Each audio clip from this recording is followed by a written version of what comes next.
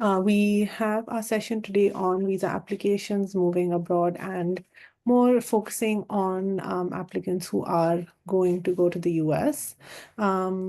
Very quickly, I will introduce you to your panelists who will then take you over the visa application, what are the requirements, the application timeline, looking for accommodation in the US, what is the average cost of living, some things you need to do before you move, settling in once you actually get there, and some general tips on planning and moving to the US. We have with us two wonderful panelists who you've seen before in our sessions. We have with us David, who's doing a master's at Columbia University in the US. And we have with us Pooja, who's doing a PhD in political science from Boston University, also in the US. Thank you so much, David and Pooja, for joining us today and for taking the time out to speak to our mentees. I will hand it to you, David, to start, and then you can hand it over to Pooja. Yeah. Hi everyone. Good morning. Good evening. Uh, yeah. Yeah. So I'll go. I'll start with the visa one. So like, which type of visa like you have to opt for. So basically, the F1 visa is the most common visa for all the international students in the US, and is required for a full-time academic study at an approved institution. So this application process is very, I mean, simple and very organized. So you can only apply for the F1 visa after you receive your I-20 from the university. So the timeline goes like this. So you will get an offer letter, and then you will apply to the university uh, to get your I-20, and then you'll go with the visa process. So the F1 visa allows you to remain in the US for the length of your academic program, as indicated on your I-20 form. Plus also you will get a 60-day grace period after your program completion. And and when it comes to the work eligibility, so the F1 students may work on campus for up to 20 hours per week during the academic term, and the off-campus work is generally not allowed until unless you are on a CPT or OPT authorization. So after graduation, so F1 students are eligible to apply for optional practical training program, which allows you to work in the US in their field of study for up to 12 months. And and this is almost the same case for the J1 student as well, but the work period and also the uh, stay in the US, like after completion of your degree, might change, like the period might change. So this is a process, like, yeah. You can go to the second slide maybe. I think it's, oh, yeah. So what do you need for the visa, I mean, application? So the first one is like a valid passport. So your passport must be valid at least 6 months beyond your stay in the US. And the and the second most important form is your I-20, which is issued by your university and also signed and also dated. So this is basically your certificate for eligibility for non-immigrant student status in the states. So your I-20 will be your, I mean, next passport type of, one of the important document. And the third one is like DS 160 visa application form. So once you complete the online form for the interview, so you will get this online and print the confirmation page for your interview. So this form is like DS 160 form. And one more is like service fee payment confirmation. So whenever you pay for the service fees also, you will get a receipt, so keep that receipt as well. And and of course the visa application payment receipt. So whenever you book the appointment in consulate or an embassy, you will get that receipt, and recent passport size photos. So if you go to the US embassy or consulate website, so you can see the requirements, like the measurements for a passport size photo. So please follow that one. And proof for financial stability. So this is one of the most important document they will ask, like usually, because like you have to prove yourself, like I have enough funds to complete my degree, like to cover my living expenses. So these proofs are basically the bank statements or the sponsor letters from your sponsors or the scholarship documentations, like if you are getting a scholarship from the state or central government, showing that you can pay for your tuition and living expenses until the end of the program. And uh, and the next one is like academic transcripts and admission letters. So of course you have to take your offer letter, even though they have your all the details. And also it's better to take your TOEFL, IELTS test score, and also your undergrad official transcript saying that like I completed my undergrad degree, so now I'm like uh, going for masters. So just keep it as a backup, like just keep it with your, I mean, in your folder. And the visa appointment confirmation page, yeah, this is also a very important page. So you have to take your confirmation page also of your schedule interview with the consulate or visa embassy. So these are the, I mean, like the important documents which you have to keep it in your folder before going to the interview. So if you have more questions, we are happy to answer you at the end of this session. Yeah. uh, so the visa process and timeline. So basically after receiving your I-20, you have to pay the service fees, and then you have to keep that receipt as well, and then you have to complete the DS-160 form to apply for the visa interview. So this is again your timeline. So I-20 takes like, it depends on a university when will they process and send you the I-20. So typically it takes like 1 week. I mean, before 1 week you'll get your I-20 and then immediately pay the service fees, and then uh, uh, book the visa interview. So uh, while you are booking the visa interview, so before you have to go to their website and create a profile on the US visa information system, and then you have to schedule your appointment. So again there are like two steps you have to follow. So first you will go to this VAC center, whatever it is there uh, on the form. So you first go and and give your biometric. So basically like these VAC centers are like global VFX centers. So like in Delhi or Chennai, Chandigarh, you can find this one. And the second stage is like the typical visa interview, which you will go to the actual consulate or the embassy. So for biometrics, like don't take it. So it's just the biometric one. You go and submit your documents and give your biometrics and come back. But with the interview, you will actually go to the officer, and then they will ask you the questions, and be prepared to answer the questions about your goals, finances, and post study plans. So I'm from the arts and humanities background. So what they, so like I would like to highlight like 2 points here. So one, clear with the basic foundation. So what your subject means. So what you are going to study, and after that what you are going to do. So basically the future plans. But if you are changing from one stream to another stream, then also be prepared like to answer both the questions. So I'll give you one example. Like I remember from my visa interview. So I did my undergrad in in philosophy. So now I'm doing my master's in climate and society. So actually visa, so the visa officer who is also interested in philosophy, so he started asking me questions. Like he asked me like 6 questions on my philosophy degree, and just one question on my master's degree. So it's very important, like when you are like shifting the background, shifting the field.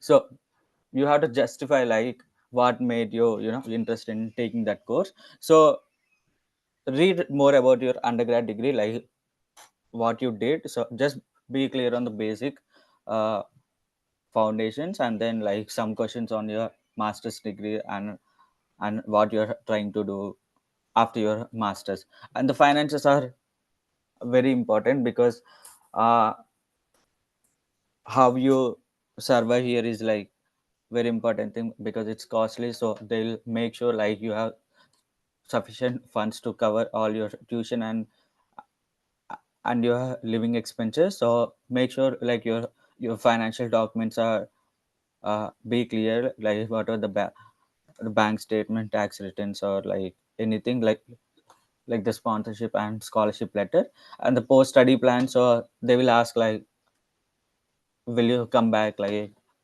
after your degree or something.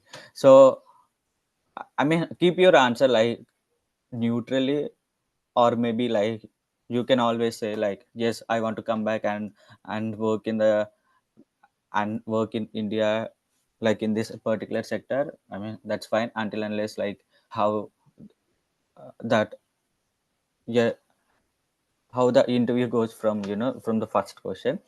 And most F1 visas are processed within a few days, but it's best to apply at least 2 to 3 months before departure. So yeah, when it comes to like this point, when your visa get approved, so they'll take your passport. So that's a sign for uh, successful visa interview. So they'll take your passport, they'll keep your passport for a couple of days to print your visa.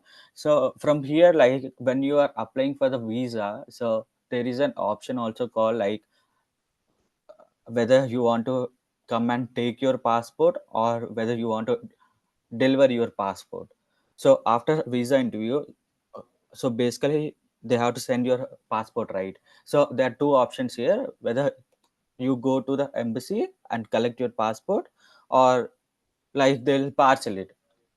There is an option. So I mean, I strongly prefer you go to the, I mean, nearest your passport collection center and collect your passport, because sometimes what happens is like the, I mean, the postal delivery will get will be so delayed. Then if you have booked your flight tickets before but you didn't still get your passport, then I mean, like it's an utter flop plan, right? So make sure like if you are so comfortable or just comfortable, just go to the office and take your passport in person. Because I know friends like who ordered for like uh, postal services, so they got their passport very late, so they cancel their plans as well. So I prefer, I mean, I suggest like go there and take your passport. Yeah. So finding accommodation, Pooja.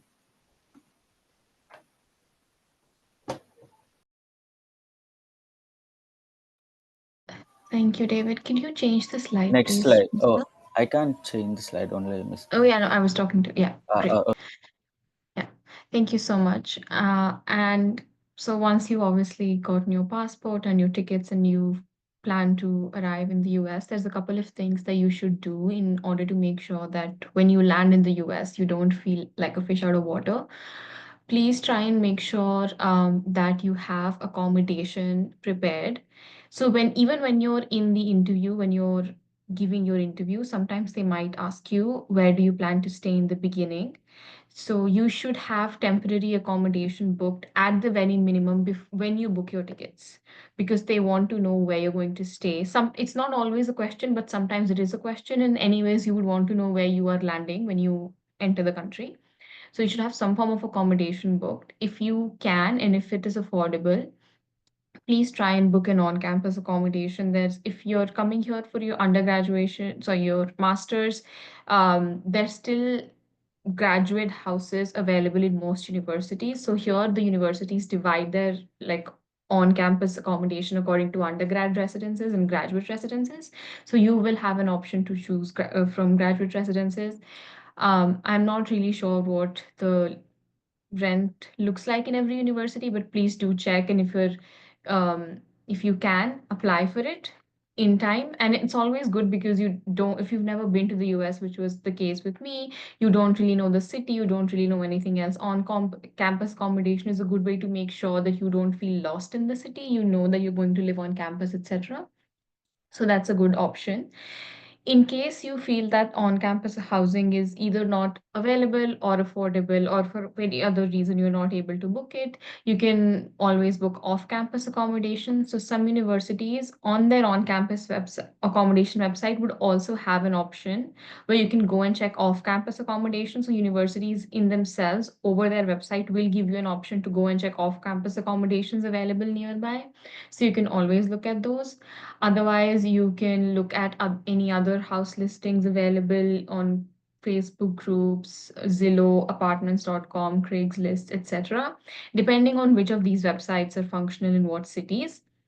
Craigslist, like for example, might not be functional in, as per my information, it is, but in case you don't find an apartment listed there, you can go and check on Facebook, etc. Obviously, if you're booking off-campus accommodation from India, it can get a bit tricky. So you should not be trusting any um, sources that you don't feel like they can give you a proper backup. So if you're, make sure you're signing a document, make sure and those documents are legally binding, unless you have somebody that can, I don't know, check on your behalf that the accommodation is actually real, etc. Especially if you're looking for housing on Facebook groups, that's very important because you don't want to be scammed. I'm not saying this to make you nervous, but I'm just saying this to make sure that you know what things to take care of when you're looking for housing. You can also, it is a good practice if you want, write to the department that you're going to be in, write to the department. There's usually a graduate program coordinator at the department, and that contact information will be listed on the department's website. You write to them, you tell them that, hi, I'm coming and I haven't been able to book an on-campus accommodation.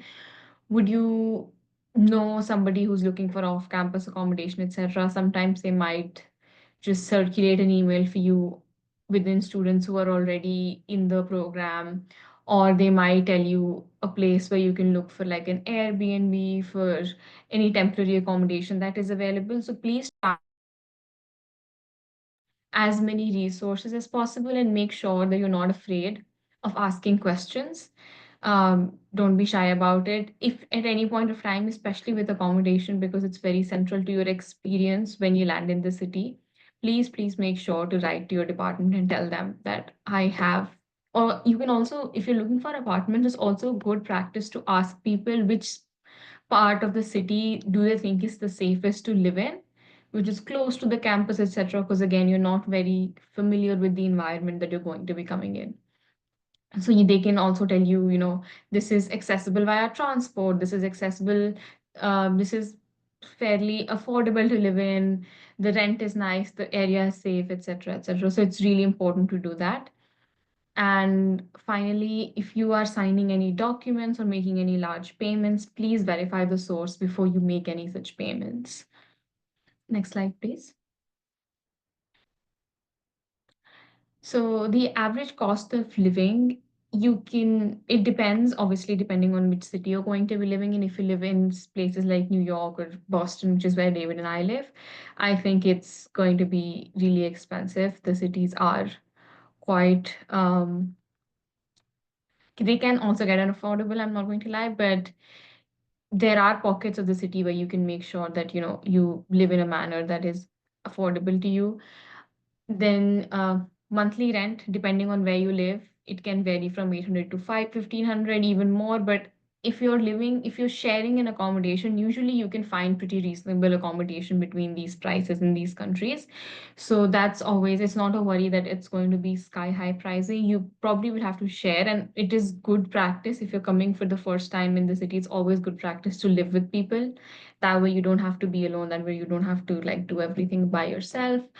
So that would be your rent cost. Then you have to obviously look for utilities, which is usually your water bill, electricity bill, gas bill, any other Wi-Fi, etc., whatever you want to spend on your phone bill for the month. That usually grosses about 100 to 150, depending upon what providers you're going for, where you live, etc. Then you have groceries that you want to spend on, depending on whether you cook in or eat out. That will vary, but it can range from $200 to $400. And similarly, if you're living in a big city like Chicago, New York, Boston, etc., these places are very accessible by public transport. So you have your systems, like you have your subways, you have your buses, etc., and they usually have a student discount. If they don't have a student discount and you know you're going to be using a lot of public transport, it's always good to check your university's website as to whether or not they give a student pass for the semester, for the month, etc. And you can save money that way. Obviously, if you're traveling large distances, Ubers and bikes, etc., might be an option for you. And then, most importantly, health insurance. You need to have health insurance if you're coming to the US, both because it's a necessity for your visa application.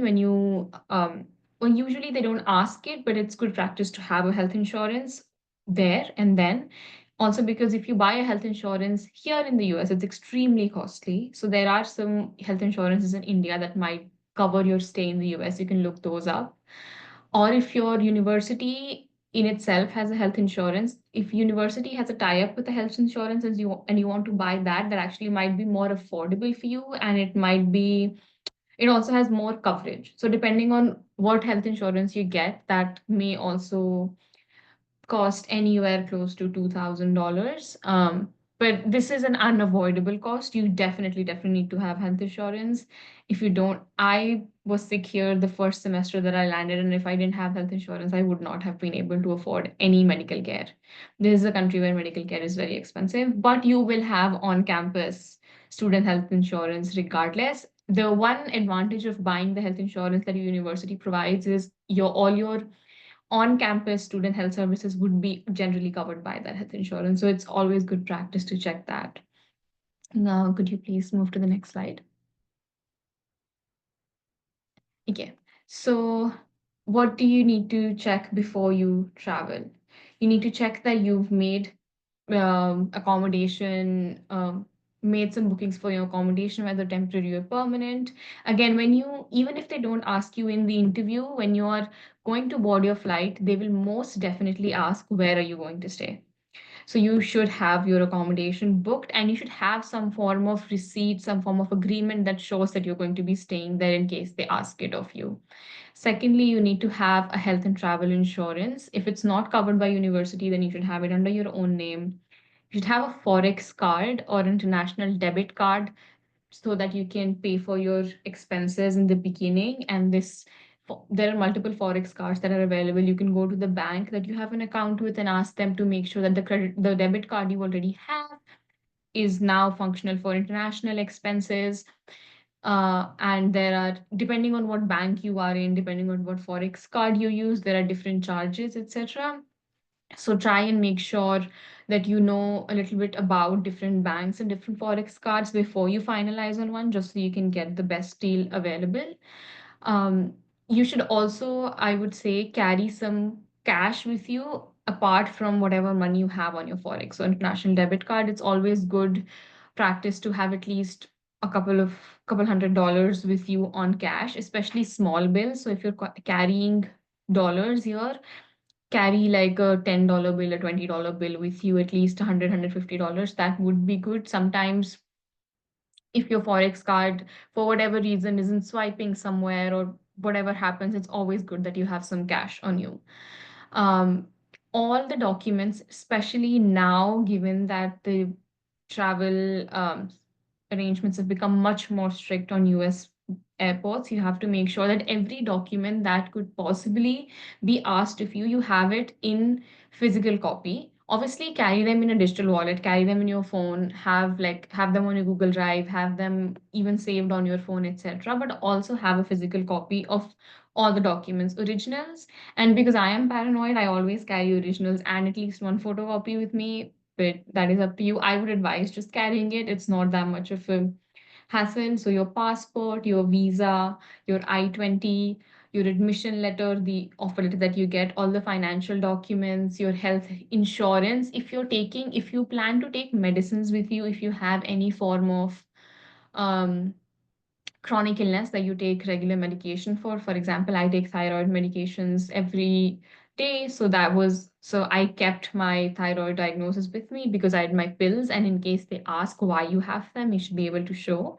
If that's not like a thing you have to do for paracetamol and basic first aid pills, but if you're carrying something that you think you might be asked about, it's always good to have your health records with you, where your accommodation details, your health insurance documents, if you're if the person who's going to be in your financial documents, you should basically have um, if you're paying for your own fee, etc., etc., then that account, whichever account is basically going to be responsible for financing your stay in the US, just have a copy of like the final amount in that, and make sure that for any of these it may very well be possible that you're not asked about any of these documents on your immigration, but it's just always good to have them.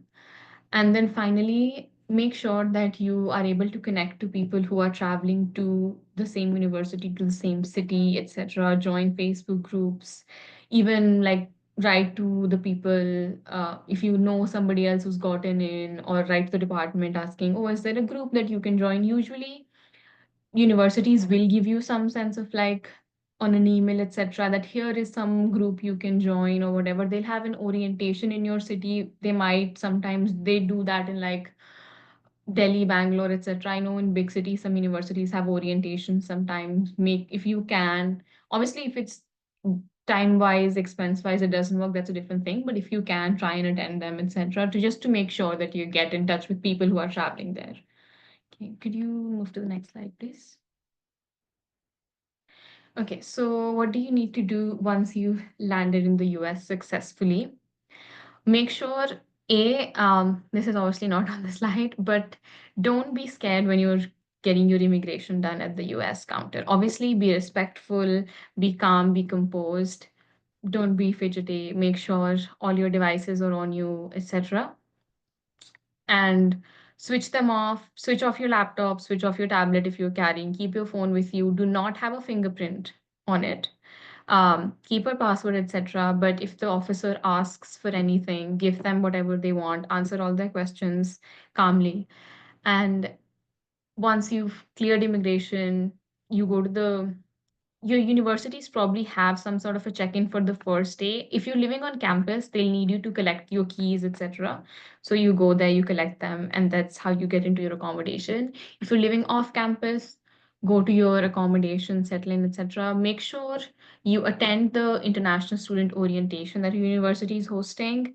They might look like procedural things, but they're actually really helpful. They help you understand your university. They help you to know what are the resources available to you as as an international student, etc. I would say keep an eye on these websites even before you land in terms of what are the campus facilities, where can I go if something goes wrong, who can I contact, have a list on your phone. Open a bank account as soon as you land, depending on what I would suggest, open the bank account that has a banking facility nearby your campus. So whenever you need it, you can just go and access it. So there are many banks, Bank of America, Chase, Wells Fargo, whatever you want to open an account with, whichever is closest to either your accommodation or your university premises, open that. Purchase a SIM card or your mobile plan with the it should obviously have data. So you have T-Mobile, Verizon, AT&T. There are other providers as well. These are the big ones, so the coverage is probably more expansive. Sometimes your phone might not be if you're traveling with an iPhone, you're more than fine. You can also get an eSIM in advance. If you're traveling otherwise with a Android, it might very well be possible that your phone is not compatible with the provider. So try and check if your phone is compatible with the provider beforehand. You can go and check that. There is a way to do that. Um, I don't remember the exact thing you need to put in, but if you go on the website, they'll tell you how to check your phone is compatible or not. It's always good to do that so you know that when you land, you're not going to be like, "Oh, I don't have connection anymore." Make sure your Indians, sorry, to the last slide only. No, no, go back. Yeah, make sure that your Green sim, reason for sorry. So I am trying to go back. Okay, no worries. Yeah, make sure that your Indian SIM card is processing. It has the internet even after you land, etc., so that you don't immediately lose connection. Familiarize yourself with all the requirements that are there in terms of SEBI responsibilities. So if you're going to be coming here for a PhD degree, for example, and you're required to teach in your first year, which is rare generally, but if you are, you might not be able to work outside of your PhD commitments. Just familiarize yourself with what your working requirements are and take advantages of every possible service available on the US, on your campus. Sorry. Could you go to the next slide, please? Okay. So again, make sure you know what the public transport in your city looks like. You can do that even after you land, that's not a problem, but it's just good to know, oh, there are buses and there is a subway, especially depending on where you live. That's a good practice to like search for apartments. You don't want to live somewhere that doesn't have access to university. And your Uber or Lyft accounts, which is how you would probably get from the airport to your accommodation, you should link them to your Forex card, because the one moment you land in the US, the Indian Uber app will shift the US Uber mode. I'm not sure what it's like in other cities, but in Boston, you can't pay to Uber by cash. You have to have money in your account first. So it's always good to link your card, or you will be like me. And I was at the airport trying to link my card for 30 minutes before I could get an Uber. So, that those are good things that you can do to make sure that don't feel anxious the moment you land in the country. And those are all the tips that we had. And now any questions you have, we're open to that.